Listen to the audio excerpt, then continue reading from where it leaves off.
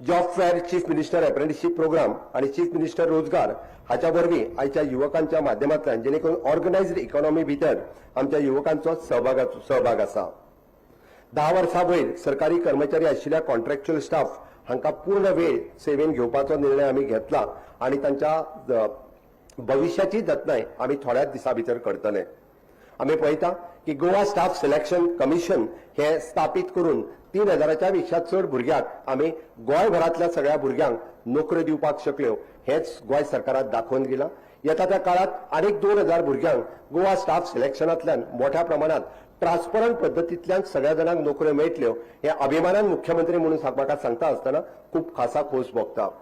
आमकां काळजी आसा, आमकां चिंता आसा गोंयांतल्या अर्धशिक्षीत भुरग्यांची, मागीर ते 10वी फेल 12वी फेल ह्या गोंयभरांतल्या भुरग्यांची म्हाका काळजी आसा आणि ताकाच लागून गोवा ह्युमन रिसोर्स कॉर्पोरेशन ह्या नांवाची संस्था पयलेच फावटी एस्टाब्लिश करून तांकां आमी अशा पद्दतीच्यो वेगवेगळ्यो नोकऱ्यो ह्या गोवा ह्युमन रिसोर्स कॉर्पोरेशनांतल्यान दिवपाक शकले।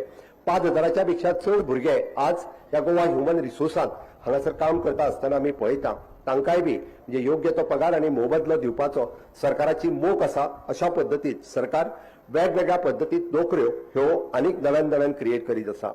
आनीक ह्युमन रिसोर्स कॉर्पोरेशन आणि त्याच बरोबर वर्क चार्ज ह्या डिपार्टमेंटा अंतर्गत आमी फुडल्या येता त्या 6 म्हयन्याच्या भितर आमकां खात्री आसा की 6 ते 8000 नोकऱ्यो ह्यो आनीकूय बी आमी निर्माण करपाक शकतले।